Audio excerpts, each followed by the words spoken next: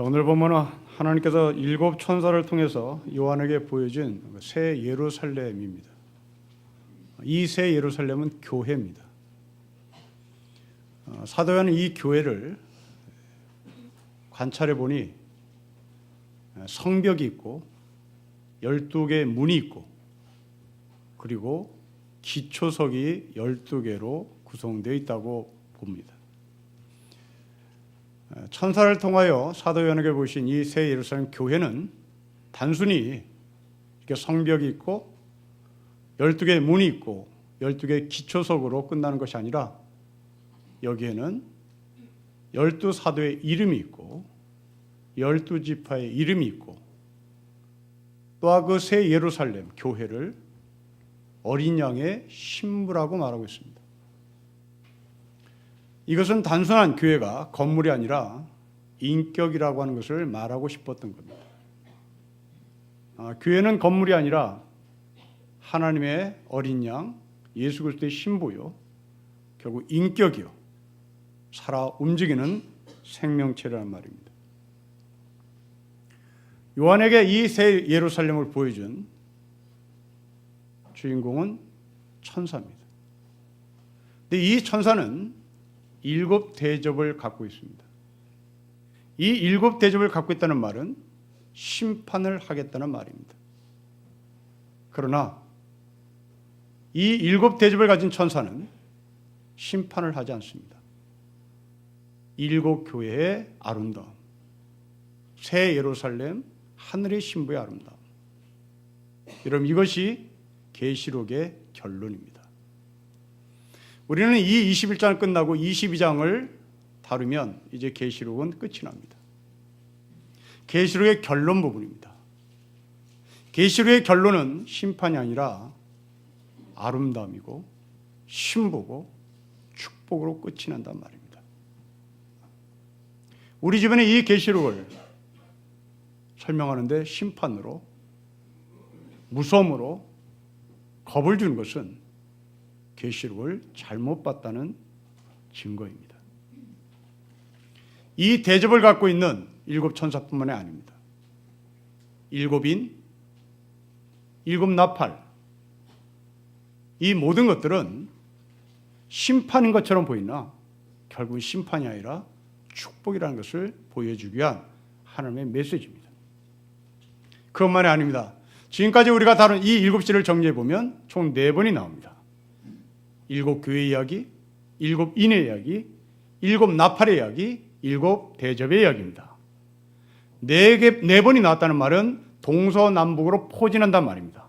이 동서남북의 모든 것들이 심판을 받을 때 유독 오직 심판을 받지 않는 교회, 남은 자, 그것을 알려주는 겁니다.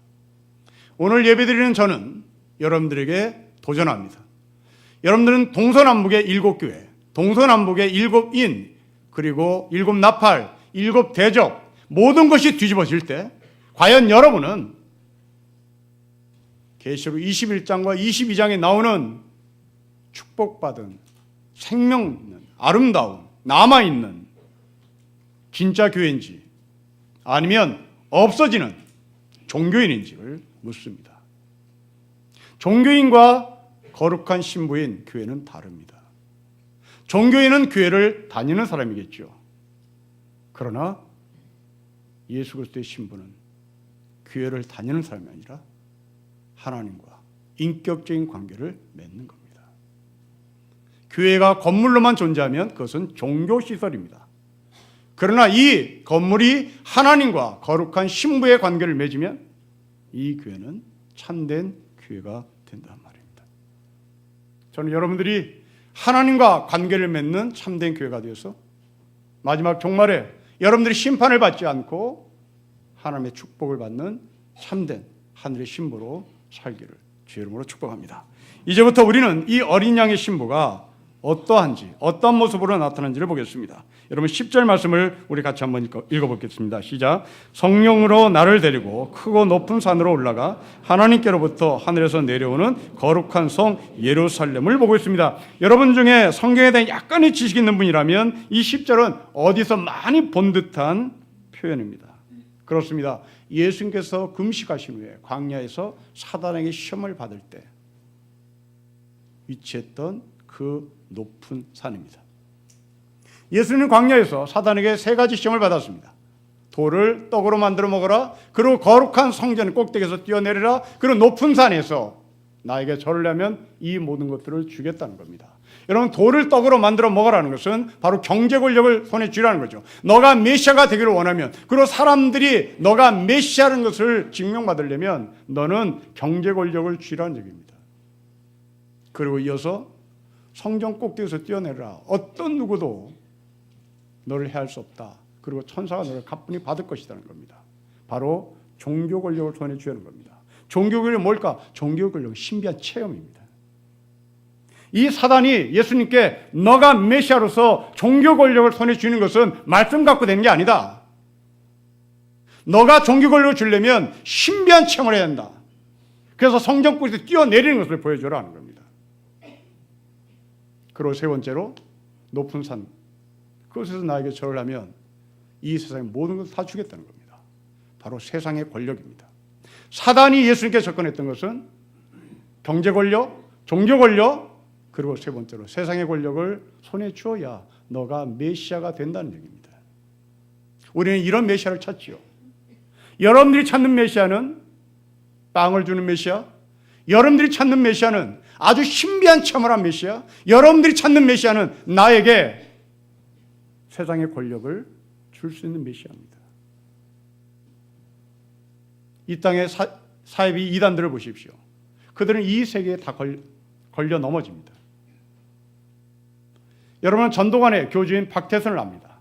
이 박태선은 무학교의 집사였습니다.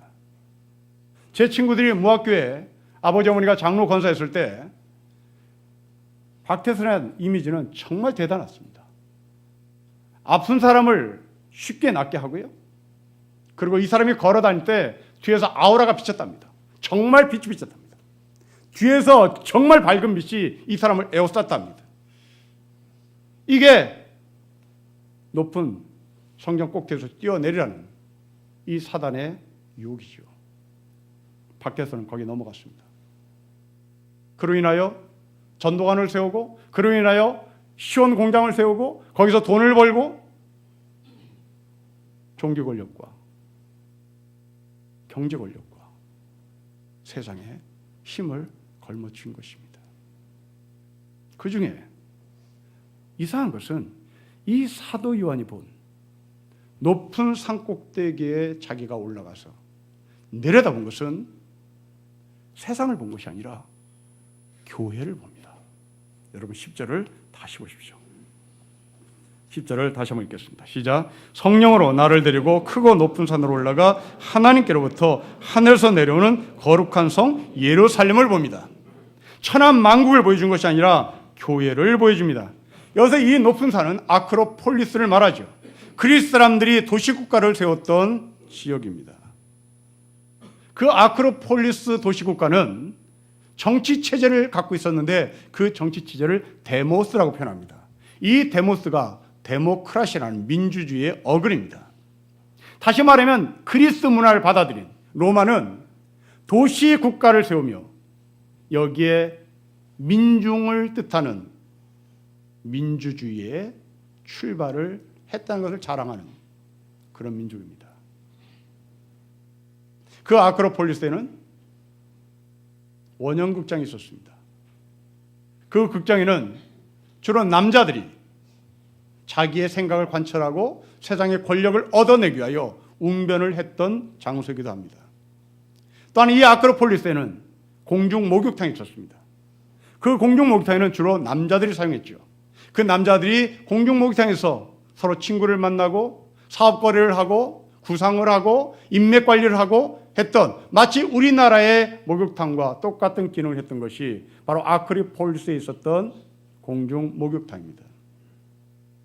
그리고 이 데모크라시라고 하는 민주주의의 어근을 갖고 있는 데모스의 아크로폴리스에는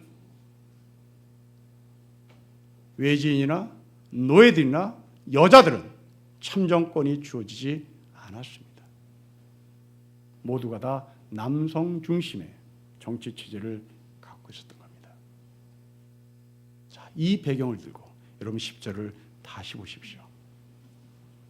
성령으로 나를 데리고 크고 높은 산에 올라가 하나님께로부터 하늘에서 내려온 거룩한 성 예루살렘을 보이는데 그 예루살렘은 9절에 올라가면 어린 양의 신부입니다. 여자입니다. 아크로폴리스에서 데모스 정치체를 갖고 있었던 민주주의라고 하는 생각을 출발시킨 그 아크로폴리스에 여자가 내려와야 하는데 남자가 내려가는데 여자가 내려옵니다. 하늘나라의 진정한 정치체입니다. 하늘나라의 진정한 정치체, 진정한 민주주의를 종말에 하나님은 사도 요한을 통해서 우리에게 말씀하십니다. 우리는 지난주에 3.1절을 지냈습니다. 어제 저는 세종문화관에서 열리는 유관순을 주제로 한 오페라 칸타타에 관람을 하고 들어왔습니다. 저희 교회 집사님 한 분이 시민 합창단으로 발탁이 돼서 아주 전문 가수들과 함께 그 프로그램에 참여를 했습니다. 우리가 알다시피 유관순은 유복한 집안의 딸입니다.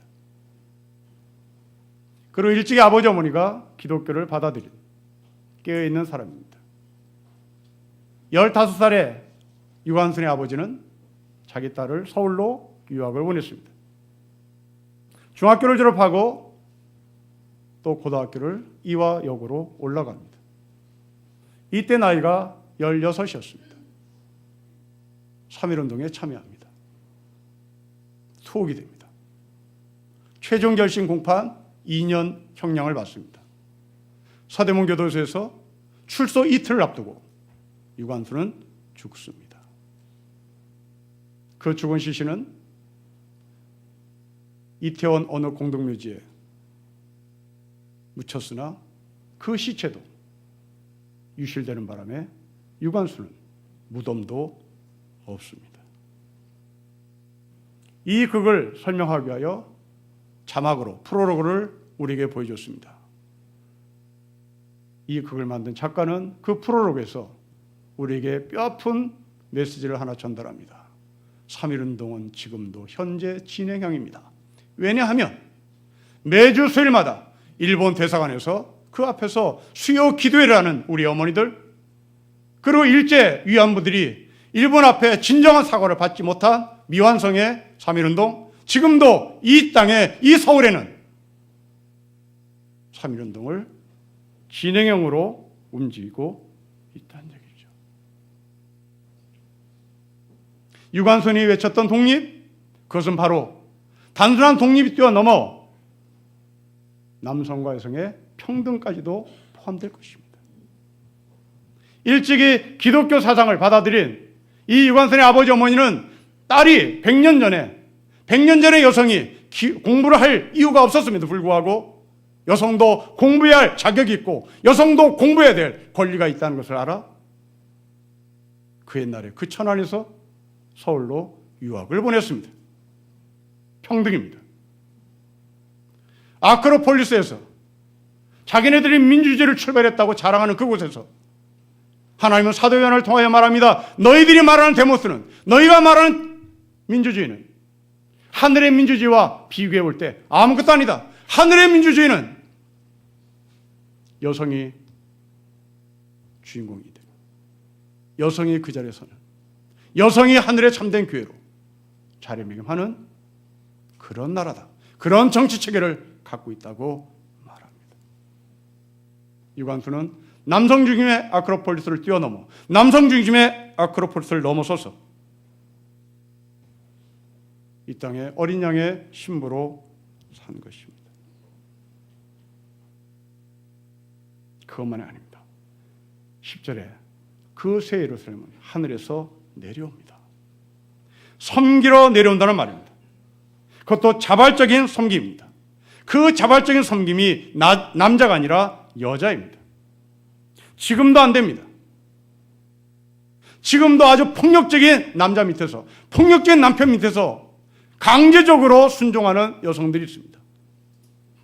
그런데 종말의 참된 민주주의, 종말의 모든 사람들이 평등한 이 새 예루살렘의 참된 하늘의 교회는 여성이 눈치를 보며 순종하는 것이 아니라 자발적인 순종으로 교회를 섬깁니다. 오늘 여러분 주부에 실려드린 독립선언서를 기초한 사람들의 명단을 보십시오. 모두가 다 남자들입니다. 그러나 하나님 나라는 여성이 포함됩니다. 그들은 군림하기 위하여 그 자리에 선 것이 아니라 섬기기 위하여 그 자리에 서는 겁니다. 종말에 우리가 참된 교회 안에서 봐야 할 하늘의 그림입니다. 여러분들이 왜 수준 높은 공부를 하려고 합니까? 여러분들이 왜 PhD를 하려고 합니까? 여러분들이 왜 높은 산에 올라가고 싶어 하십니까? 군림하기 위해서요. 지배하기 위해서요. 힘없는 자가 내 앞에서 무릎을 꿇는 것을 보고 싶어서요. 그러나 하나님은 말씀하십니다. 내가 그 하늘에서 내려오겠다고 말씀합니다. 보름의 공원 안에 한 여성 동상이 서 있습니다. 그 여성 동상은 김마리아라는 여성입니다. 우리나라 최초의 비밀 여성 절자 단체를 만든 여성입니다. 황해도 사람입니다. 만석군의 딸 막내입니다. 아버지는 소래라는 지역에서 소래 학교를 세웠습니다. 우리가 잘 알고 있는 소래 교회가 있는 곳입니다. 이 만석군의 막내딸로 태어난 김마리아는 정신여고에 입학합니다. 그리고 수석으로 졸업합니다. 이 정도면 이 여성은 인생 끝난 겁니다. 만석군의 막내딸, 정신여고 수석 졸업, 개화된 여성, 서울로 유학한 여성. 그러나 이 여성은 나라를 섬기는데 자신의 지식을 사용합니다. 다시 저는 여러분에게 묻습니다. 자식을 공부시키고 싶은 이유가 무엇입니까? 여러분들이 행정고시를 합격하는 이유가 무엇입니까? 여러분 높은 자리에 올라가는 이유가 무엇입니까? 돈을 많이 벌고 싶은 이유가 무엇입니까? 여러분들이 강남에 살고 싶은 이유가 무엇입니까? 여러분들이 좋은 대학에 입학시켜서 좋은 공부를 하기 위한 목적이 무엇입니까? 왜 높은 산에 올라갔습니까? 왜 사도 요한을 하나님께서 높은 산에 올려 보내셨습니까? 여러분처럼 천한 만국을 보여주기 위하여 높은 산에 올라갔습니까? 아니면 사도 요한이 본 내려오는 성 예루살렘을 보기 위함입니까? 높은 산에 올라가는 사람의 입장은 이렇게 다릅니다. 어떤 사람은 높은 산에 올라가 천한 만국을 보고 싶어서, 천한 만국을 손에 쥐고 싶어서 올라가는 사람이 있는가 하면, 누구는 그 올라가는 이유가 낮아지는 모습을, 자발적으로 섬기는 모습을 보고 싶은 참된 교회를 만나고 싶은 것입니다. 여러분들은 신령교회를 왜 다니십니까? 여러분들은 왜 소망교회를 안 가십니까? 여러분들이 왜 사랑의 교회를 안 가십니까? 그렇습니다. 우리 중에는 사랑의 교회를 가고 싶은 사람, 소망교회를 가고 싶은 사람이 있습니다. 거기에는 올라가면 천하만국이 보이는 것이죠. 거기에는 나를 도와줄 수많은 선배들이 가득합니다.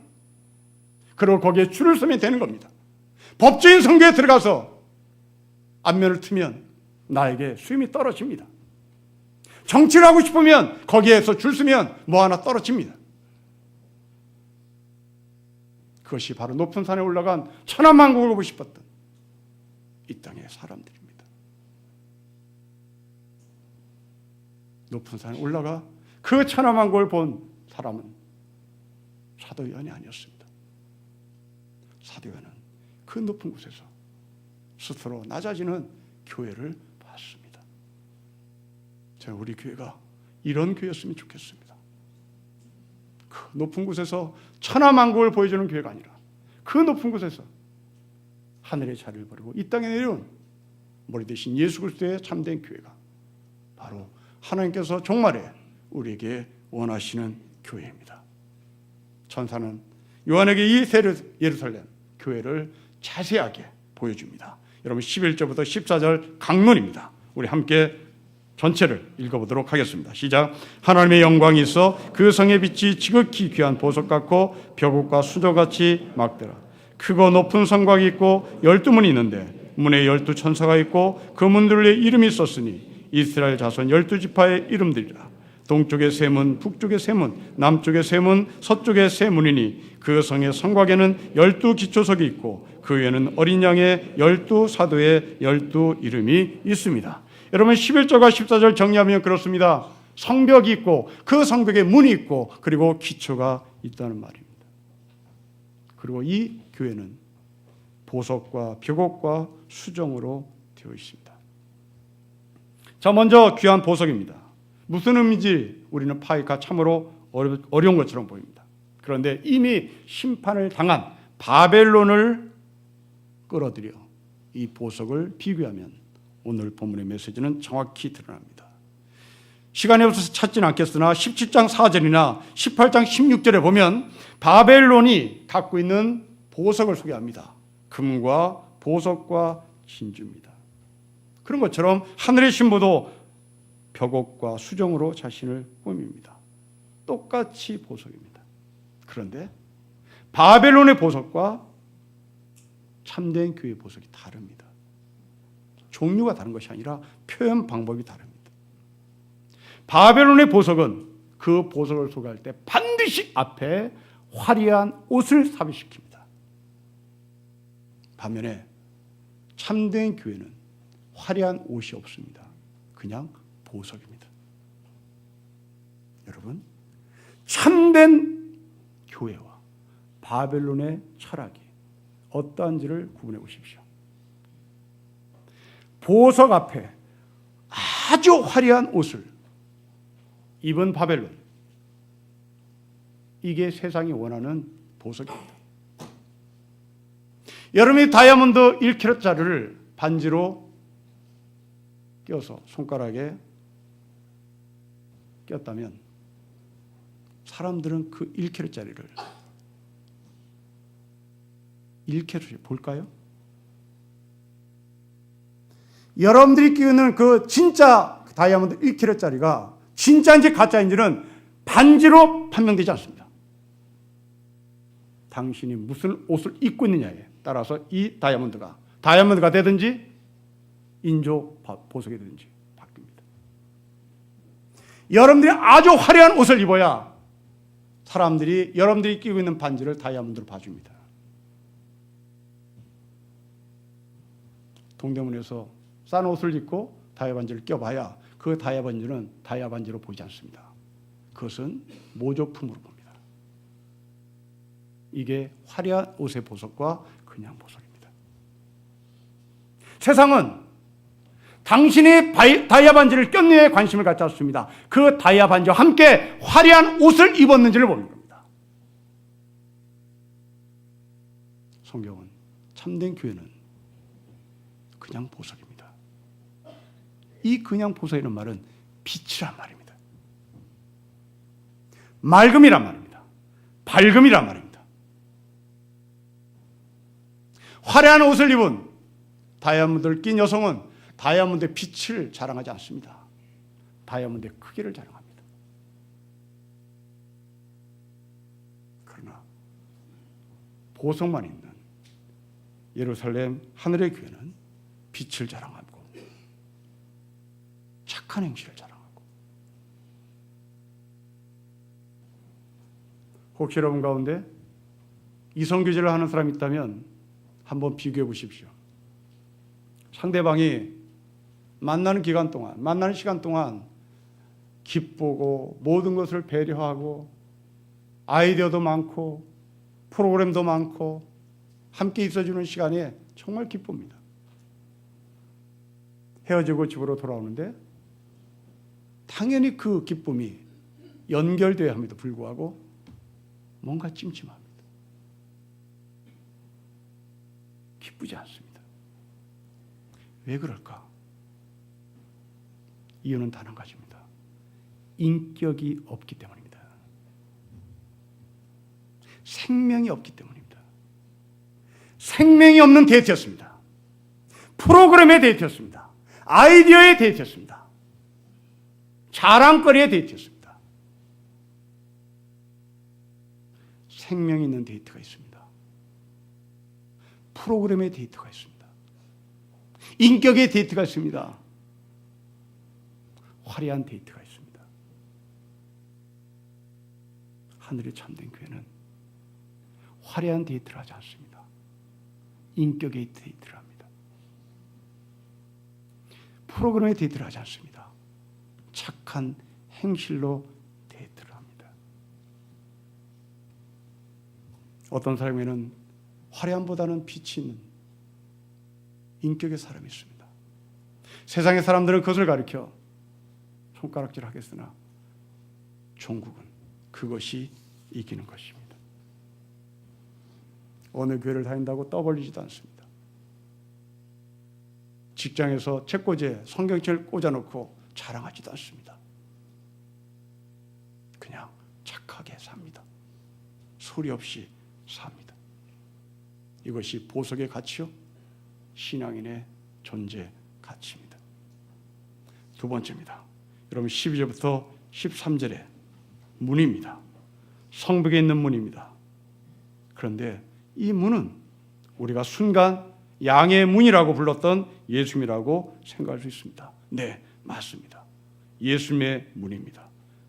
그 문을 성경은 이렇게 표현합니다. 12절과 13절 같이 읽겠습니다. 시작. 크고 높은 성곽이 있고 12문이 있는데 문에 12천사가 있고 그 문들의 이름을 썼으니 이스라엘 자손 12지파의 이름들이라. 동쪽에 세 문, 북쪽에 세 문, 남쪽에 세 문, 서쪽에 세 문입니다. 여러분 12절 말씀을 보십시오. 그 양의 문으로 12지파가 통과해야 된단 말입니다. 이 12지파는 이스라엘의 지파를 이스라엘의 12지파는 이미 하나님께서 택하신 백성이라고 선민의식을 가진 사람들입니다. 그 선민의식을 가진 사람들에게 말합니다. 너희도 이 문을 통과해야 된다는 것을, 모태신자도 이 문을 통과해야 된다는 것을, 교회를 다니는 사람도 이 문을 통과해야 된다는 것을, 종교인도 이 문을 통과해야 된다는 것을, 목사도 이 문을 통과해야 된다는 것을, 한경림 목사도 이 문을 통과했고 조인계 목사도 이 문을 통과해야 된다는 사실을 하나님은 말씀하십니다. 성도 여러분, 여러분들은 종교인입니까? 이 문을 통과한 하늘의 백성입니까? 여러분들은 그냥 교회의 직분의 장로입니까? 아니면 이 문을 통과한 장로입니까? 그냥 직업으로 택한 목사입니까? 이 문을 통과한 목사입니까? 종교인과 하늘의 성도는 다릅니다.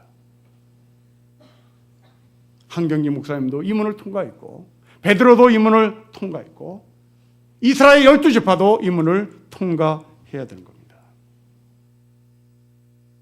그것만이 아닙니다. 여러분 13절을 보십시오. 그 문을 통과해서 이름이 새겨진 12지파의 이름들이 동서남북에 기록되어 있습니다. 다시 말하면 교회의 문지기가 되라는 말입니다. 여러분들이 이 문을 통과하면 이제 동서남북에 포진해서 그 참된 교회를 위하여 문지기가 되라는 메시지입니다. 저는 여러분들이 12절은 있으나 13절이 없다면 여러분들은 구원받았다는 것을 스스로 증명하지 못한다는 것을 말하고 싶습니다. 교회 다니신 여러분, 예배를 드리고 그냥 성경을 집어지고 집으로 돌아가시는 여러분, 여러분들은 13절이 없습니다. 13절이 없다는 말은 여러분들은 구원을 받지 못했다는 스스로의 증명일지도 모릅니다. 오늘 예배를 드리시고 손살같게 집으로 돌아가신 여러분, 저는 여러분들에게 대단히 기분 나쁜 소리를 합니다. 여러분들은 종교인일 뿐 예수를 믿지 않는 사람일 수도 있습니다. 여러분들은 문지기가 되셔야 합니다. 문지기가 되셔서 우리 교회에 어떤 사람들이 오는지를 지켜보셔야 되는 겁니다. 어떤 사람이 눈물 흘며 들어오는지를 지켜보셔야 되는 겁니다. 어떤 사람이 한숨 찌며 집으로, 교회로 들어오는 것을 보셔야 되는 겁니다. 이것이 바로 하나님께서 12문에 기록된 우리의 미션입니다. 장로님 여러분, 권사님 여러분, 아니, 목회자 가족 여러분, 여러분들이 예배를 드리고 집으로 돌아가는 이유가 무엇입니까? 나는 성격이 그러니까. 하나님은 말씀합니다. 당신을 동쪽에 세운다. 당신을 서쪽에 세운다. 이겁니다. 내 남편이 장로지 내가 권사냐? 내 남편이 목사지 내가 목사냐? 그리고 집으로 돌아가는 사람들이 얼마나 많은지. 스스로 나는 구원을 받지 못했다는 것을 만천하에 외치는 겁니다. 여러분들이 위치가 있습니다. 동쪽, 서쪽, 남쪽, 북쪽에 문지가 되시라는 말입니다. 그것만이 아닙니다. 요한이 본 세 번째 그림입니다. 여러분 13절, 14절입니다. 우리 같이 읽겠습니다. 시작. 동쪽의 세 문, 북쪽의 세 문, 남쪽의 세 문, 서쪽의 세 문이니 그 성의 성곽에는 12 기초석이 있고 그 위에는 어린 양의 12 사도의 12 이름이 있습니다. 12개의 기초석입니다. 바닥입니다. 그 바닥에 사도들의 이름들이 기록되어 있습니다. 바닥은 사람들이 밟는 곳입니다. 바닥은 사람들이 집 밟는 곳입니다. 바닥은 사람들이 침을 뱉는 곳입니다. 바닥은 휴지통을 놨음에도 불구하고 그냥 휴지를 버리는 것입니다. 그런데 이 자리에 특별한 사람들이 있습니다. 그 특별한 사람들은 베드로, 야고보, 요한입니다. 세상은 특별한 사람들을 바닥에 두지 않습니다. 세상에 특별한 사람들은 기둥에 두죠. 세상에 특별한 사람들은 높이 둡니다. 그런데 참된 하늘의 교회는 특별한 사람들, 목사, 장로, 권사들을 바닥에 두고 밟고 지나가라고 말합니다. 우리 교회 장로님들, 권사님들, 안수집사님들, 저는 정말 존경합니다. 아마도 종교인으로 주일날만 예배를 드리고 쏜살같이 집으로 돌아가는 분들은 저에 대해서 약간 오해를 할 겁니다. 저 목사는 왜 강대상에서 매주일 장로들을 씹나? 그 이유는 여러분들이 뱉어놓은 것을 내가 다시 토악질해내는 겁니다. 여러분들이 목사와 장로와 권사를 짓밟은 그 뒤 흔적을 내가 다시 리마인드 한다는 말입니다. 우리 장로님들이 짓밟히는 행동을 했기에 여러분들에게 우리 장로들을 나쁘다고 폭로하는 게 아닙니다. 제가 드리는 말은 바로 여러분들이 쏟아놓은 것을 거두어서 말씀을 드리는 것입니다. 성도 여러분, 종교인이 되지 마십시오. 그런 높은 곳에 있으려고 하지 마십시오. 바닥입니다. 침 뱉는 곳입니다. 껌 붓는 곳입니다. 휴지가 떨어지는 곳입니다. 하나님은 이런 일을 하라고 하나님께서 우리를 부르셨고 바닥에 세우셨고 문에 세우셨고 이름을 지어주셨고 그 이름에 걸맞는 성전의 문지가 되라고 말씀합니다. 그러면 이제 우리는 숙제가 남았습니다. 그렇게 짓밟히고 그렇게 사람들이 발로 차는 문에 내가 있을 때 받은 상처는 어떻게 해야 되는 것입니까? 라는 질문입니다. 답은 간단합니다. 모퉁이돌이 되신 예수님. 그 모퉁이돌은 서로서로의 아픔을 모퉁이돌로 전달되는 것이고 그 모퉁이돌은 그 아픔과 상처를 받는 것입니다. 이게 교회입니다. 교회는 여러분들이 마음에 맞는 사람만 있지 않습니다. 여러분들이 속을 뒤집어 놓은 사람도 있습니다. 그렇다고 교회를 떠나는 것은 바보짓입니다. 모퉁이돌이 되신 예수님이 그 아픔과 상처를 가져갈 것이라고 하는 믿음 때문에 사는 것입니다. 저는 목사로서 가끔 엉뚱한 소리를 듣기도 합니다. 그렇다고 그것을 본인에게 맞대놓고 할 필요는 없는 것입니다. 그 아픔을 들고 모퉁이돌이신 예수님께 가면 되는 것입니다. 혹시 여러분이 교회에서 일을 하다가 상처를 받아 나는 더 이상 일을 안 해. 그렇다면 여러분들은 다시 한번 말씀드리겠지만 모퉁이 뚫으신 예수님이 없다라는 스스로의 증명입니다. 모퉁이 뚫이 없던 예수님이라면 여러분들은 구원받은 사람이 아니란 말입니다. 여러분들 종교인입니다. 교회에서 받은 상처를 어디 가서 푼단 말입니까? 교회에서 받은 상처를 풀 수 있는 유일한 길은 모퉁이 뚫으신 예수 이외에는 다른 방법이 없습니다. 그런데 여기서 싫다고 나가면 어디 가서 이 문제를 해결받으며 어디 가서 이 문제를 답을 구할 수 있겠습니까? 시간이 없어서 교회 공동체 안에 들어와 같이 밥을 먹지 못하는 아픔이 있다는 것은 충분히 이해합니다. 그러나 여러분 자체 신앙의 철학이 나는 예배만 드리고 가는 사람이야, 나는 절대 교회 공동체 안에 끼지 않을 거야 라고 작심했다면 여러분들이 애초 태장부터 예수를 믿지 않는 사람인 것을 스스로 증명하고 있는 것입니다. 문제가 되십시오. 바닥이 되십시오. 그리고 그 아픔과 힘듦을 모퉁이 뚫으신 예수님께 들고 가십시오.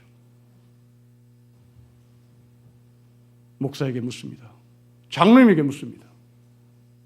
모퉁이 뚫으신 예수 그리스도가 있는지를 묻습니다. 그러면 우리는 이 교회에서 죽이니 살리니 해도 그 모퉁이 뚫으신 예수님의 은총으로 말미암아 교회를 떠나지 않는 것입니다. 기독교를 버리지 않는 것입니다. 예수가 그 모든 것들을 흡수하고 우리를 균형 잡게 만들어 주시기 때문입니다. 여러분의 신앙 가운데 종교의 형식이 존재하는 것이 아니라 모퉁이 뚫으신 예수 그리스도가 중심을 잡고 여러분의 신앙에 균형이 있기를 주 이름으로 축복합니다. 기도하겠습니다. 하나님 아버지, 하늘에서 내려온 거룩한 성 예루살렘 교회의 신부 12개의 문, 12개의 반석, 아버지 전달하는 메시지를 우리가 받았으니 우리도 문지가 되게 하시고 우리가 토악질한 것들을 거두는 하늘의 백성이 되게 하시고 그 아픔과 힘듦을 모퉁이 뚫으신 예수 그리스도께서 다 흡수하시고 해결하시고 치유하신다는 것을 저희가 경험하며 참된 하늘의 교회로 살게 하여 주십시오. 주 예수 그리스도의 이름으로 기도합니다. 아멘.